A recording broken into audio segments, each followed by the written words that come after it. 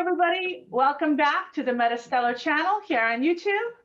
I am Maria Korolov, publisher and editor of MetaStellar, which is an online magazine dedicated to speculative fiction. That includes fantasy, science fiction, and horror.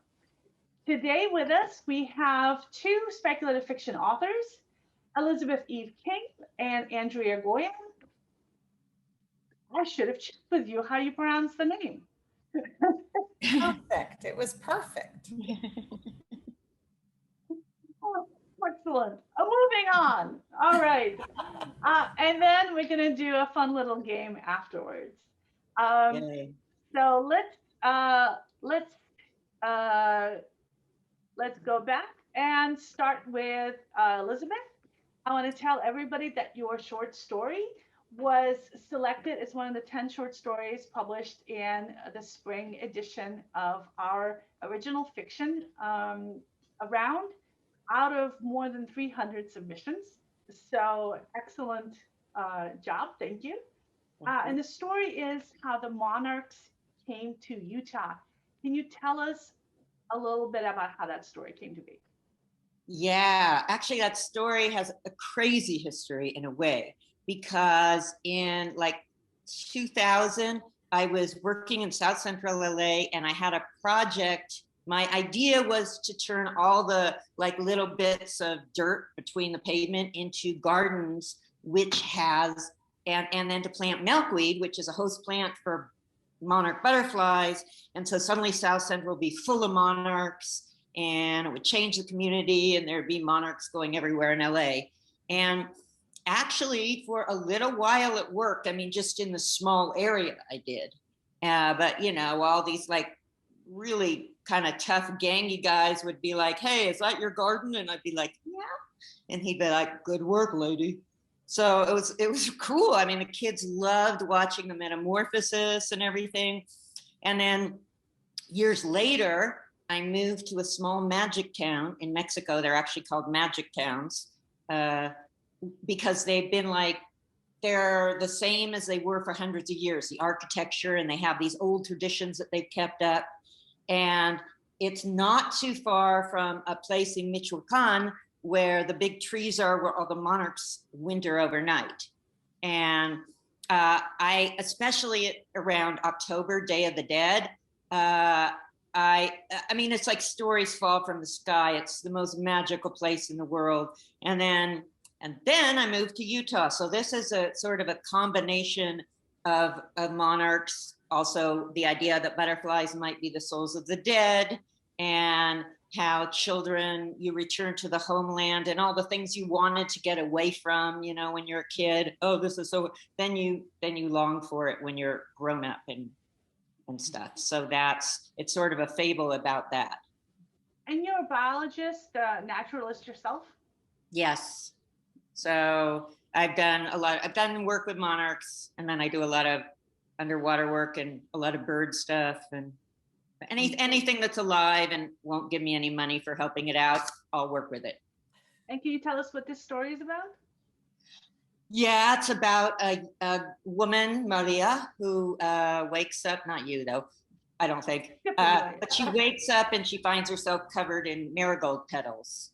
And if you go to Day of the Dead, you'll realize that's the flowers of the dead. They put little paths of marigolds for the dead to follow everywhere. So she realizes that she's dead and she has to get back to Mexico in a night. And so as she tromps across, you know, outside of time, because she's dead and she has a long way to go, but she leaves little orange petals because they're stuck to her feet. And then the next year they turn into monarch butterflies.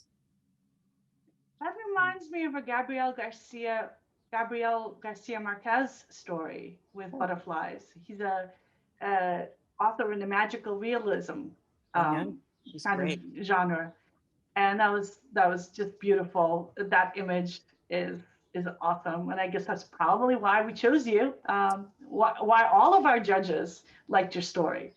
Really? Because we have so many submissions. If a single judge says no on the story, it's automatically eliminated from competition. So if a story goes through to the final round, every single judge in the earlier rounds is like this. Oh, that's really nice to hear. You know, authors always wonder and suffer. I think even no matter how, you know, everybody always is like, is it always worth it? But also for those of you who are authors who want to submit, literally with 300 submissions, there were probably 100 that were excellent that we could have published that people rejected for just totally various unknown reasons, because we had so many submissions. And we're a brand new magazine. We just launched last fall. And if this is how many stories we're getting, I can't imagine what the more established magazines are getting these days. It must be insane out there right now. Oh, yeah. So yeah, so don't feel bad if you don't get accepted, but if you do, then good job. But you also have a lot of other stuff out there. You've got a lot of books. Can you talk to us about where else people can read your writing? Well, certainly they can, of course, go to my website, ElizabethEveKing.com. We've got a link to it in the description. Yay. And just think, you know, Elizabeth the Queen, Eve the first woman, King, the guy that's married to the Queen, Elizabeth, and you remember. And then my author page, which there'll also be a link, because I'm in a lot of anthologies and most of them are on that page, I think. So what's the latest book that you have out? Well, the latest book I have out is a collection of stories about Day of the Dead, which are individual stories from Mexico. But the latest book that's coming out very soon is reissued, is called Electric Detective. And it's kind of like if Raymond Chandler and Philip K. Dick got together and collaborated. It's very, you know, noir, old LA, that kind of, you know, fedoras and stuff. Though I don't think there are any fedoras in the story actually, but that feel. And then the guy is struck by lightning and it supercharges the biophotons in his brain, which are those little electronic messages, and he starts seeing things. He doesn't know exactly what it is, but it turns out he's able to see the space between dimensions where stuff happens. So basically it could be the past, it could be the present, but it's that place where things split. And so most of his world is black and white, but he has these color visions and then he's able to sort of understand electricity. So, you know, he's slowly trying to understand what's happening to him as he's solving this crime about why all these teachers are dying. And can you tell us about Blood Prism?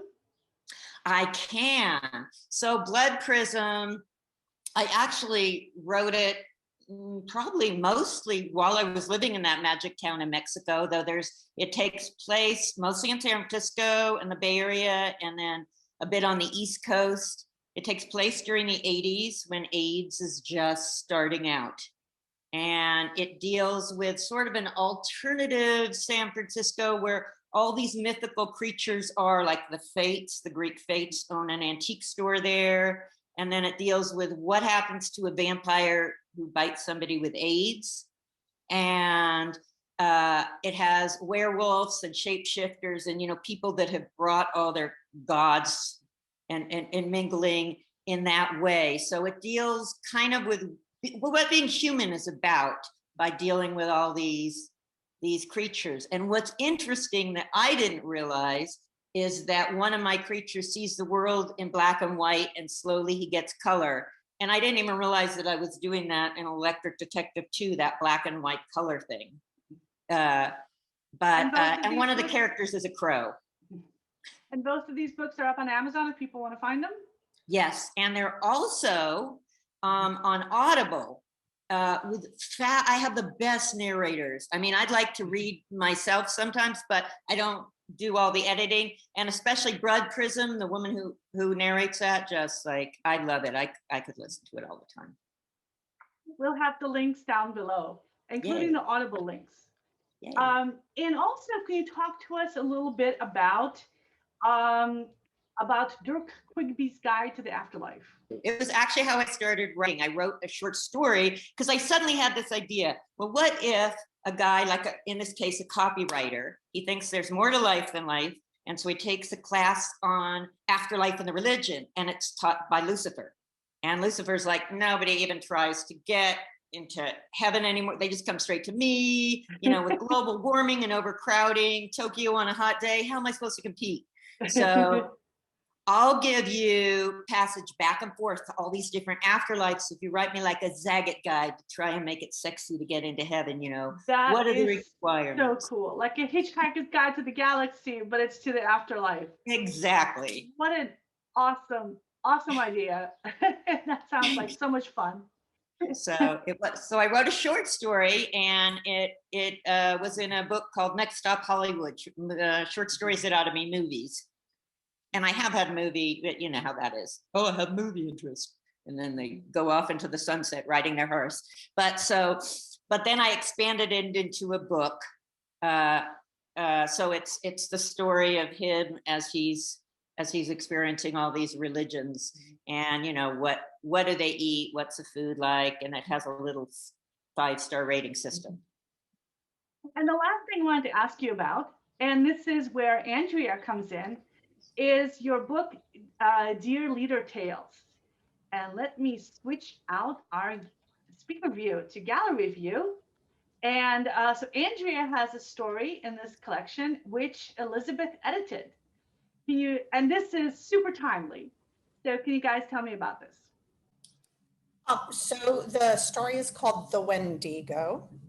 And the entire book is really about kind of, would you say it's funny? Parts of it are funny. It's about looking at different leaders in the world and kind of how they affect society and all of us. And mine is particularly about the last 5 years in our society. And our president is a Wendigo. So he is an insatiable, hungry, man-eating, woman-eating horror that everybody loves. Well, not the main character, not everybody, but an awful lot of people walk around wearing horns to look like him, and that's kind of it. It's a kind of a fascinatingly horrifying story. It's like a carnivorous. I mean, I always picture him like this horrible carnivorous deer. He's got hooves, but people see him like this wonderful. They believe what he's saying and fall for it, and he just is insatiable. And the book itself, Tales from Dear Leader, came about with, I was talking to a friend who runs Feral Cat Publishing, Dan Kalin, and we started last few years, started thinking, well, maybe we should do this book. So we asked more for satirical. There's some stuff in there that's more serious. We got stuff from all over the world. And we have stories in it too. I have one that's a retelling of the Mask of the Red Death. Only this is the mask of, you think it's going to be COVID that kills everyone, and it's environmental devastation. What a laugh. It's like, no, ha ha, it's environmental devastation. But it's all about, leaders. Oh, and I have one, and the one is that the rapture came and went, nobody realized it because nobody qualified to be raptured. So that then when the Antichrist got elected president, the Orange Antichrist, nobody realized. Oh, geez. So it's a fun book, and Andrea's is both slightly amusing in a way, but really pretty horrifying. It's pretty dark. Yeah, it's pretty dark. But there's a little undercurrent of dark humor. Of humor, very dark humor, but humor nonetheless. So I want to ask you, Elizabeth and Andrea as well, because I'm sure as writers, you get this question all the time. Where do you guys get your ideas? Everywhere, anywhere. A dream, walking down the street, suddenly something whizzes into your head, or you read something. Yeah, everywhere. But does that mean that there's actual story there? Can you just turn any idea into a story? You can Yeah. absolutely turn any idea into a Yes. story. Really? Any idea? Any idea. I As a matter of put that fact, to the test. matter of fact, let's do that. And we did not prepare this in any way, shape, or form. Not at all. We are No. having this idea right now, brand new. Let's play a game. Let's play a game. Let's play a game. Spec fit plot game. Wow, so right there. It's a tongue So twister. Can you say it really fast? That's the game. No, it just becomes a dirty word. SFPG. Oh, I have. that sounds like an adult rating system. So I am going to be the judge of the two of you because it sounds like fun. I'm so doing I- my scream. Huh? This is my scream imitation. And I'm a little nervous because we don't have a take out the flop sweat filter on Zoom. And I I have not heard any of these ideas before. Nor I. This is So really. I have written some down to give to the two of you that I randomly picked up online. I just went through a couple of sites and grabbed some lines and ideas. So the first one, yes? Did you have a question? I was going to say that if you, our audience, want some random ideas for stories, we're going to post the links down below. Right, and they're where I got mine. All right, so the first one is going to be the lost city of Atlantis and your luggage. Oh. And who is this for? Both of you, you're both doing the first one. You're both coming up with an idea based on those two things, brief, whatever little storyline, telling me, and then I will tell you who won. Although there are no losers, really. Well, There are winners, though. Well, No you're the losers, but guest. winners. You're the guest, Elizabeth, so you go first. Oh, well, I was actually going to a writer's conference in Greece, and I had packed, I packed light, but I packed something nice to wear and a little bit of jewelry. And then my luggage, I went through Prague, and apparently anybody who goes through Prague, their luggage goes somewhere else. And so I had to find it. And I looked at the tags, and they said, oh, well, if you go down to the coast, I think there's a lost luggage office there. So I took the train and I went down to the coast and I said, where's the lost luggage office? And they said, oh, come in here, we'll take you. And I went inside and suddenly the whole building started sinking. It was a submarine and we went down 60,000 fathoms. However, and there was a lost luggage in the lost city of Atlantis, being guarded by all these amazing water creatures with, picks, those things. They were tridents. That's what they are. Tridents. They had tridents. Now, I am afraid of airport officials anywhere, but when they have tridents and tails and they can breathe and I can't, because I was, just in the thing with a little regulator they gave me just so I could check out which luggage was mine. And I found it. And when I brought it up, it was full of sand. And so when I tried to get to my conference, I had nothing to wear and they wouldn't let me in. And that's the sad story of the lost luggage. Bravo. Okay, so here's my idea. I'm thinking Men in Black, but the protagonist works for an airline company. He works in a lost luggage office, and he's got the most boring, horrible job where people come to him every day and they complain about the lost luggage. And there's he's not supposed to have access to the secret routes that the airline has, because they're for, the people who are like in the know. But there's a piece of luggage that gets misdirected to one of those flights, and he stumbles upon the fact that there's a whole section of the airport that has private chartered planes that go to these kind of alternative destinations, and one of them being the lost city of Atlantis. And he follows the trail to where this ends up, and he discovers that there's a whole parallel airport system for transportation to places like various mythical lost cities, like in the Himalayan mountains and Atlantis and Jules Verne underwater, under Earth system that nobody knows that existed. And he gets to go there.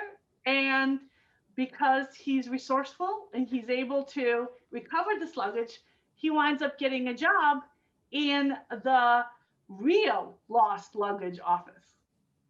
Ooh. Ooh. Wow. I just want to say, first of all, I'd read either story. I mean, isn't that amazing? It is. I mean, they're Like that, you guys came up with something really cool, both of you. well, you did get us a lost luggage and at the lost city of Atlantis. They're Yeah, kind of like, you wow, can't that's go a wrong with that. said Yeah. lost luggage. I said your luggage. oh, my luggage. Your luggage could have not been lost. You're I don't right. think I did. Maybe I said lost. Maybe I messed up. But yeah, I would read them. However, I do have to pick a winner for this round. And the winner is Elizabeth, my long lost friend. Long lost friend. Andrea and I met when we were 19. We did improv and comedy together before we were able to go into nightclubs, we were performing in them. We'd be like, oh, I work here. And then people would look at us and we'd be like, no. I mean, we just do comedy.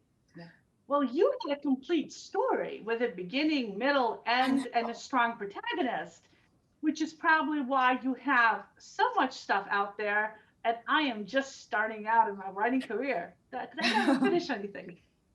Oh, but yours, it's a great story. I mean, you've now got a story to write. I would definitely read about this alternative airlines places. Yeah, definitely. I'd love Men it. Men in Black is one of my favorite movies. So I try to make everything into Men in Black. A great movie. It is. It is. I would definitely keep on the sequels to that. So are we having a second round? Are we? Are we? I think so. I feel a second round coming. All right. So here is your couple of ideas. I have to read them. Scientific specimens are going online, though many remain still in storage. So people are selling scientific specimens online. Oh, On eBay? Online, I don't know. It's just that's your thing. And that next to the Battle of the Joshes.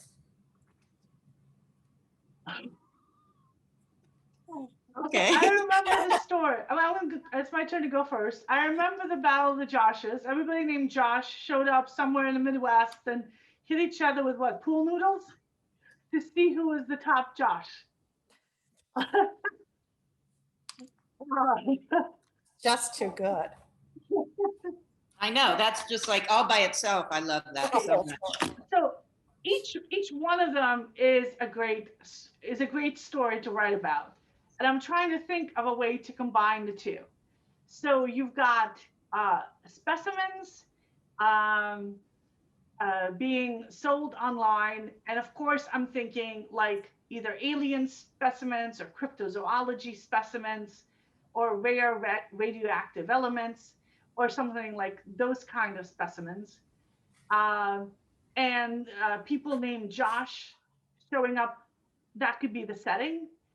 So people named Josh are showing up in this town to have this competition. Meanwhile,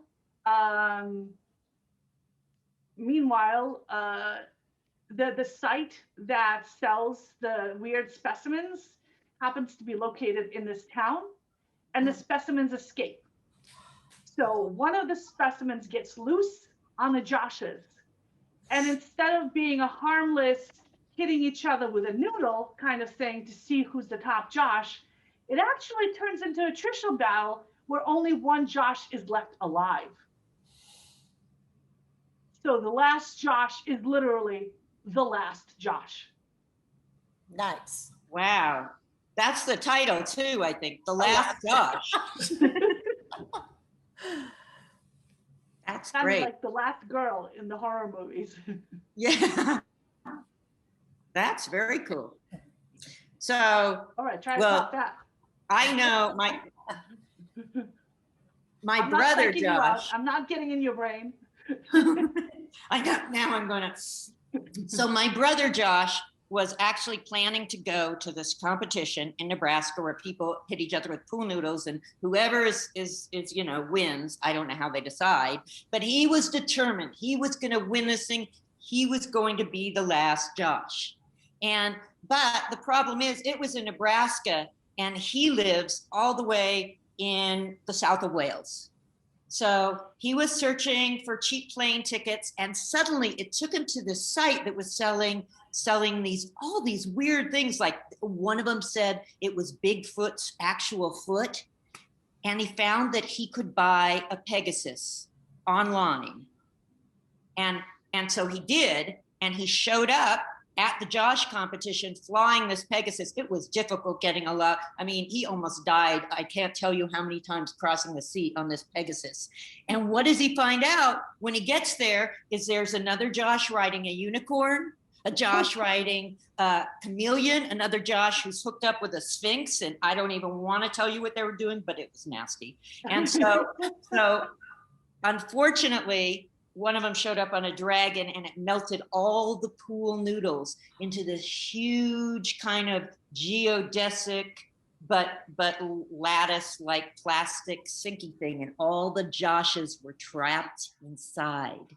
Oh. But my brother on his Pegasus, or was he my cousin? I forget, but he was one of those things. He was related to me, and he showed up, and his horse landed on this structure and broke it apart, thus freeing all the Joshes who declared him king and decided to change their names in homage to him. So he became the last Josh.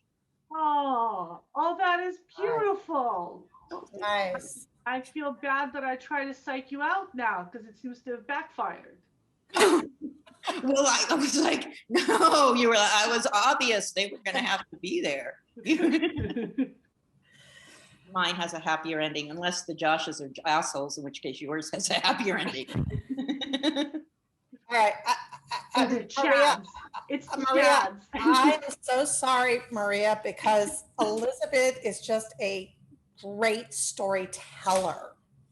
So Elizabeth wins the round. Okay, okay. With this one I agree with you. Yeah, she's so good at just getting in there, and all the creatures are great visuals. I didn't even say what the specimens really were. Yeah. Tough competition, tough. Yeah, so we do one more? Great story. I mean, I would totally read your story. I would totally read. But that's what's so cool. Elizabeth is good at just kind of making it happen and telling the whole story. You're sitting over here formulating the story you're going to write. It's the difference between how you guys are approaching it and just who you are, right? So, right. Both are great.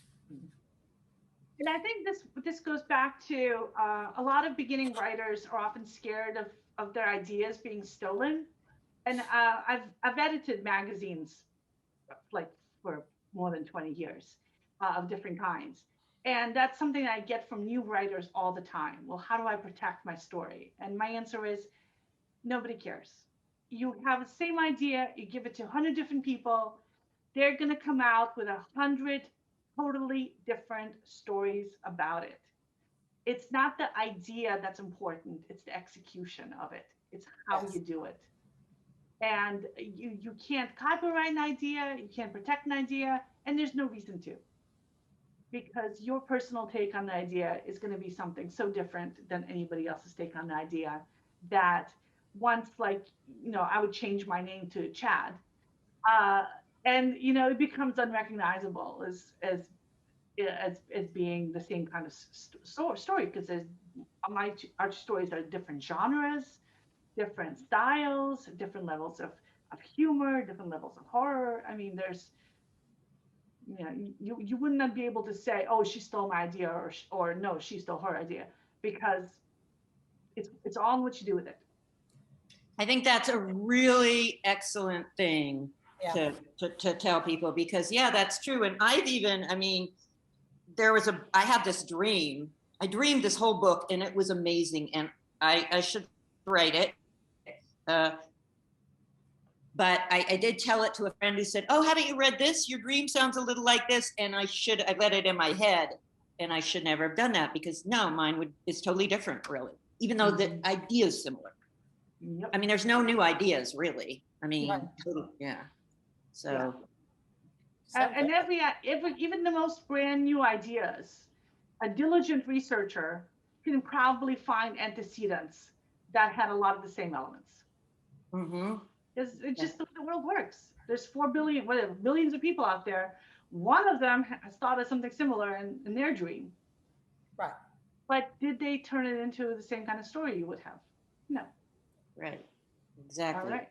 So do we have a third round? Do I get a chance to kind of redeem Yeah. myself just a little bit? Okay, so this round, we're going to start with a line that you can find online, like a generator that generates the first line of a story randomly, and then an idea with that from another one. So the first line is, why should my wife go to jail? And the idea we're incorporating into that is, where did I put that? Oh, truck driver. There's a truck driver shortage. So either one of you could start first this time. I think, Maria, are you ready to start? Because No, it's her turn. Okay, we'll let Elizabeth go first then. Okay, Elizabeth. Why should my wife go to jail? I know she's responsible for the truck driver shortage. She actually was a short order cook at one of the big stops along the way. And it's not something she should be blamed for. She's into nature. She loves foraging for things. And she just made a little mistake when she picked the wild carrot. It's really easy to confuse poison hemlock with wild carrot. And she was just trying to make all these truck drivers a nutritious meal with really fresh vegetables. She had no idea it was poison hemlock and that they would die in horrible agony, their stomachs splitting open on the pavement and in the restaurant. It was a bad scene. But she feels terrible and she'll never do it again, though I have noticed a few mushroom books on her shelves that she's been perusing, but I really don't think she should go to jail because of this. Very good. All right. Maria. So, a truck driver shortage. Why should my wife go to jail? She shouldn't. I mean, really, what she did, any one of us could have done in the same situation. And, you have to get the shipment delivered. The truck drivers just aren't there. She hired a few illegal aliens to make the deliveries. They're really, it should not be that big a deal. Maybe a minor fine or slap on the wrist, for violating, the laws. And okay, maybe the delivery drivers were aliens, and maybe they didn't have the truck driver licenses because they were aliens, but the deliveries were on time. And we all need our stuff from Amazon. We all need our stuff delivered. So in the end, was it really all that bad? And, I'm sorry about all the UFO sightings that are scaring everybody right now. But really, the greater good here is what you got to think about. So please judge. It was her first offense. She didn't know. And she's going to work harder to make sure that all her alien drivers are properly licensed and accredited. Excellent. Wow, you guys made this one hard. I'm going to say it's a tie. Okay. I'm going to say it's a tie. Well, I'm not a complete loser. No, That's a really good story. Yeah. The aliens. I mean, it's so visual too. I'm just seeing all these little spaceships dropping the Amazon packages now. Oh, Great. Well, that was fun, you guys. we should do And it that. was especially fun because I didn't have to generate anything. So Next time you'll be in the hot seat and you'll feel the pressure. oh, I know. Everyone's looking at you and you're like, Oh. I know, it's fun though. all right. Really fun So, stories.